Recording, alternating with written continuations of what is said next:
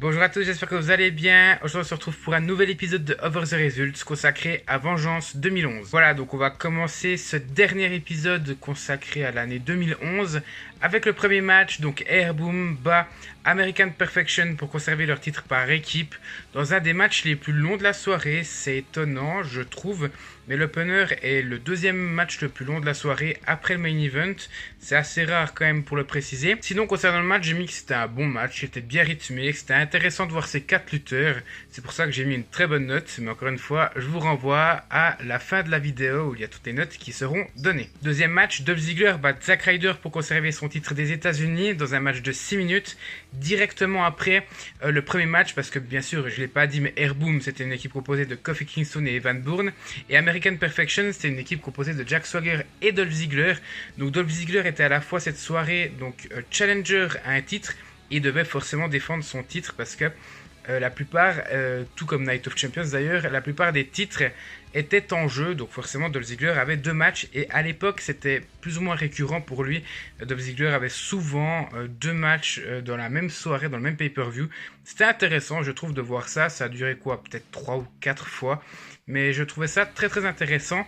Mais là je trouve que ça casse un petit peu quelque chose, parce que le premier match a duré 20 minutes, le deuxième match en dure 6. Dolph Ziggler a gagné le premier match, il a perdu le premier match, mais il gagne le deuxième. Donc en fait, soit c'est un regain de confiance, genre il va beaucoup mieux en solo qu'en tag team, ou soit en fait c'est Zack Ryder qui est très très nul, et du coup il tient que 6 minutes contre un mec qui avait déjà fait 20 minutes. Il y a aussi l'intervention de Jack Swagger qui vient peut-être expliquer la défaite de Zack Ryder, mais je trouve pas vraiment ça suffisant. Et puis j'ai marqué aussi que le match aurait pu être plus fou, plus long. Il s'est pas passé grand chose. C'est pour ça que j'ai mis carrément 2,5 points en moins que la note du premier match, mais vous le verrez à la fin. Troisième match, Beth Phoenix bat Eve pour conserver son titre des Divas dans un match plutôt correct pour l'époque. Alors aujourd'hui ça vaudrait rien. Pour l'époque, en fait, ça vaudrait rien. Mais je vous assure que c'était quand même plutôt pas mal pour l'époque. Et en plus, on n'a pas Kali, donc ça fait que des points en plus. Non, ce que j'ai bien aimé, c'est la domination de Beth Phoenix qui rend le match plus ou moins plaisant. Un petit peu ce côté brutal de Beth Phoenix qu'on aime tant. Ça fait pas de mal à revoir aujourd'hui. Et je le répète, mais elle manque très clairement aujourd'hui à la WWE, même si les talents féminins n'est pas ce qui manque à la WWE. Elle avait ce petit truc, peut-être pas en plus, mais ce petit truc qui la différenciait des autres. Et encore une fois, ça fait très plaisir de voir ce genre de match-là. Quatrième match, Sheamus bat Christian dans un match assez plaisant. Bien que j'ai pas mis non plus la note maximum, j'ai marqué qu'il y avait une bonne ambiance, qu'il y avait une bonne confrontation, malgré un petit manque de rythme par certains moments. Et puis j'ai marqué Sheamus qui finit le match avec un Brogue Kick tout droit venu des enfers, mais un Brogue Kick d'une brutalité qu'on n'a pratiquement jamais vu. Mais ça reste quand même un petit peu trop classique si on regarde sur l'ensemble du match, d'où ma note que vous verrez à la fin. Et là on rentre vraiment dans la deuxième moitié du pay-per-view qui est largement supérieure à la première, et ça commence fort avec le cinquième match. Awesome Truth, donc Le Miz et R-Truth, battent CM Punk et Triple H grâce à Kevin Nash qui vient attaquer Triple H alors que ce dernier frappait Truth vers la zone des Timekeepers. Donc on a Miz et Truth qui passeront juste après l'intervention de Kevin Nash à tabac CM Punk, puis ils porteront une sorte de Skull Crushing Finale mélangé au Pay Dirt. Enfin ça s'appelle pas le Pay Dirt, je crois que c'est Little Jimmy à l'époque le nom de la prise de finition de R-Truth, et je crois qu'il l'avait appelé le Little Jimmy Finally. Je trouve ça juste excellent, et c'est comme ça qu'ils ont pu battre l'équipe, et l'équipe étonnante composée de CM Punk et Triple H. À noter que c'était la première fois, je crois, qu'ils étaient en équipe ensemble à deux, seulement une équipe à deux, une tag team pure, mais c'est pas la première fois qu'ils faisaient équipe ensemble, parce que je me souviens qu'au Survivor Series 2006 ils étaient ensemble dans le 5 contre 5 traditionnel Survivor Series match aux côtés de Shawn Michaels et les Hardys. Et puis petite précision, donc juste après la victoire de Miz et Truth, ces deux derniers vont partir en coulisses et Kevin Nash mettra Triple H sur le ring et lui portera sa Jackknife Powerbomb, prise de finition que je trouve juste incroyable.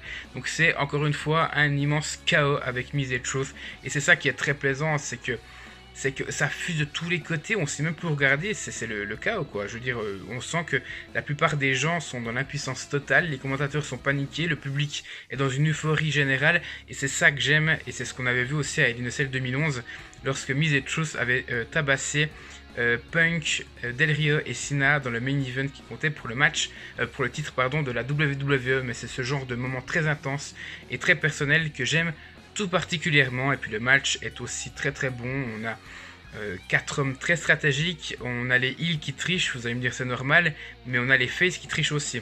Parce que Triple H va porter une prise de soumission, je crois, aux mises, et pendant que l'arbitre a le dos tourné, CM Punk va tenir les mains de Triple H pour qu'il y ait plus d'appui et qu'il fasse plus mal aux mises. Non, vraiment, c'est très plaisant, c'est quelque chose qu'on n'a pas l'habitude de voir, et je trouve que c'est un kiff monumental à regarder. Deuxième match, Randy Orton bat Cody Rhodes dans un bon petit match. J'ai marqué que c'était quand même dommage que Cody Rhodes ne gagne pas, ça aurait eu plus de sens selon moi, une sorte de passage de flambeau. Surtout que Orton avait déjà battu Rhodes avec Teddy Biazzi dans le match triple menace plus tôt dans l'année, si je dis pas de bêtises, ou alors c'était l'année d'avant, je me souviens plus vraiment. Quel moment marquant il y a eu dans ce match-là? J'en ai pas mis des tonnes, j'en ai mis 3. J'ai mis le mec qui tient les sacs en papier de Cody Rhodes, qui intervient à 2 reprises pour essayer de faire gagner Cody Rhodes, forcément, mais ça ne marche pas. On a Cody Rhodes qui essaie de faire un RKO sur Randy Orton, mais il va l'éviter. Et puis la fin, lors de la deuxième intervention du gars qui distribue les sacs en papier aux gens du public, Orton va balancer Rhodes dessus, et lorsque Rhodes va se retourner, Orton va enchaîner avec son RKO pour gagner le match. Je trouve qu'ils auraient pu faire quand même plus. Je trouve que cette rivalité avait beaucoup de potentiel, et je trouve que ça aurait dû vraiment permettre à Cody Rhodes d'aller plus haut vers le main event, une sorte de tremplin. À mon avis, ça aurait plus de sens, mais la WWE a voulu être minimaliste. 7e match, pas de vainqueur entre Mark Henry et le Big Show, après que le ring implose après une souplex de Mark Henry sur le Big Show. Forcément, Mark Henry conserve son titre poids lourd, et j'ai marqué que le match est d'une brutalité sans nom. Et encore une fois, il y a une putain d'ambiance. Je ne sais pas si vous vous rendez compte, on est en 2011, dans une période où, je veux dire, le main event est quand même passablement marqué par pris par les mêmes personnes. Punk qui va avoir son année, plus d'un an de règne, c'est 434 jours de règne. On a Del Rio, on a Cena, et ça s'arrête à peu près là. Et en fait, l'année 2011, malgré ce qu'on peut croire, parce que c'était encore l'époque, c'est pas du tout l'année des big men. Je veux dire, on a eu Khali qui était champion poids lourd en 2007. Mark Henry qui est champion poids lourd forcément, mais c'est pas ce qu'on peut croire en fait. Les lutteurs poids lourds, c'est peut-être pas autant marqué qu'aujourd'hui, mais ils ont un peu moins leur place qu'auparavant. Vous allez me dire, c'est normal, les poids lourds c'est plus dans les années 90. Mais là vraiment, on est dans une ère où il n'y a pas beaucoup de mecs grands. Je veux dire, il y a Kane, Henry et Big Show, et ça s'arrête là. Donc c'est assez ouf déjà de voir Mark Henry et Big Show dans le même match, qui plus est pour un titre majeur. Je veux quand même vous rendre compte de cette chose, surtout que Mark Henry est champion majeur pour la première fois de sa carrière, de sa longue carrière. Donc on est quand même dans quelque chose de très spécial. Maintenant, si on regarde sur la carte, ça fait pas du tout envie. Henry Shaw, ça fait pas envie. Et pourtant, je vous assure, c'est pas la première fois que je le dis, je le répète encore une fois, mais contrairement aux apparences, c'est une belle rivalité qui propose de très bons matchs. Et franchement, celui-là, je pense que c'est le summum. On a quelque chose... En fait, ce match, c'est une sorte de preuve que 2 big men peuvent faire de très bons matchs. Alors, vous allez me dire, c'est pas AJ Styles contre Kevin Owens, on est bien d'accord. Mais ça atteint, je pense, le sommet de ce que peuvent faire des big men. Il pourrait même y aller encore un peu plus loin. Je pense qu'avec un Braun Strowman, ça pourrait donner quelque chose de pas mal pour l'époque, parce que forcément Shaw et Mark Henry sont plus autant bookés, plus bookés de la même manière aujourd'hui. Mais si on mettait un Strowman là, je pense que ça aurait été parfait. Mais bref, les deux... ils sont géniaux, ils enchaînent plusieurs finishes d'ailleurs. Big Show va se relever d'un World Strongest Slam. Mark Henry va se relever d'un Choke Slam de la 3ème corde. Enfin bref, on a des gros moments, et surtout pour l'époque, c'est assez ouf. Et puis la fin, Mark Henry qui fait une superplex de la 3ème corde sur le Big Show. Le ring implose, les deux doivent se faire évacuer en coulisses parce qu'ils sont plus du tout aptes à lutter. Non, c'est un chaos encore une fois général après le Awesome Truth contre Punk et Triple H. On est vraiment dans quelque chose d'assez lourd, je trouve, et là c'est le cas de le dire, c'est des poids lourds. Mais vraiment, blague mise à part, j'ai trouvé que c'était quand même plutôt pas mal. Et moi, ça m'a fait plaisir de voir ce match-là. Et enfin, le main event, Alberto Del Rio bat John Cena pour conserver son titre de la WWE. Et là, c'est la cerise sur le gâteau dans un Last Man Standing match juste incroyable. Je vous invite à aller le voir, j'ai pas mis plus de notes. Bon, je vous le dis maintenant, j'ai mis un 10 sur 10. Ça faisait longtemps que j'ai plus mis 10 sur 10 au moment où je tourne cette vidéo. Mais vraiment, ça se passe partout et c'est ça qu'on aime. Déjà, on a, je veux dire, les dégâts matériels du match précédent. Je veux dire, les cordes sont fracassées, il n'y a plus de cordes. John Cena voulait faire son You Can See Me, son Five Knuckle Shuffle, il peut pas aller dans les cordes puis revenir, les cordes ne sont plus là, elles sont par terre. Donc on a vraiment les dégâts du précédent match, donc ça rajoute un côté apocalyptique et j'aime beaucoup. Donc en plus de ça, ils vont vraiment se balader dans toute l'arène, ils vont même aller dans les coulisses, ils vont se faire fracasser. Cena va essayer de tuer Del Rio en lui balançant une structure sur lui. On a aussi un autre spot où on a Del Rio qui monte sur une structure, donc sur la rampe d'accès, pour essayer de sauter sur Cena, mais Cena se relèvera parce que Cena était sur une table, donc Cena se relèvera de la table, le prendra par le pied et le balancera à travers la table.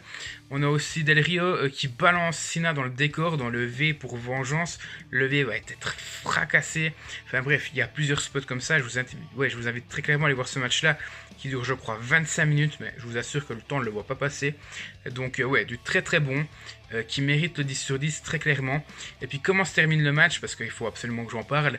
On a John Cena qui fait son double A sur Alberto Del Rio à travers la table des commentateurs. Et là, on se dit, c'est terminé. Surtout que Cena, je crois, il n'avait jamais perdu un Last Man Standing match à ce moment-là. Je crois que c'est sa seule défaite en Last Man Standing. N'hésitez vraiment pas à me le dire, mais je n'ai pas souvenir d'une défaite de Cena dans cette stipulation-là. Donc, bref, il va sur le ring, il est sûr de sa victoire. Merci au chat qui passe. Il est sûr de sa victoire. Et là, qu'est-ce qu'on a? Miz et Truth qui arrive et qui attaque Cena. Finalement, l'arbitre va compter. Alberto Del Rio va se relever à 4. Cena va se relever à 9. Étonnant. Et parce que tout le monde pensait qu'il allait perdre justement après les deux prises de finition qui s'est ramassée de la part de Some Truth. Et Del Rio va le terminer en lui portant un coup de ceinture de la WWE dans la tête. Et là, l'arbitre comptera jusqu'à 10, même s'il était proche de se relever. Et c'est donc de cette manière que Del Rio conservera son titre de la WWE. Non, très bon match. Je vous conseille vraiment d'aller le voir. Voilà, donc si on regarde les notes, donc j'ai mis à 10 pour le main event, à 8,5 sur 10 pour Henry Shaw, ce qui est quand même pas négligeable. Et puis j'ai mis un 9 pour Awesome Truth contre Punk et Triple H et un 8 pour l'opener.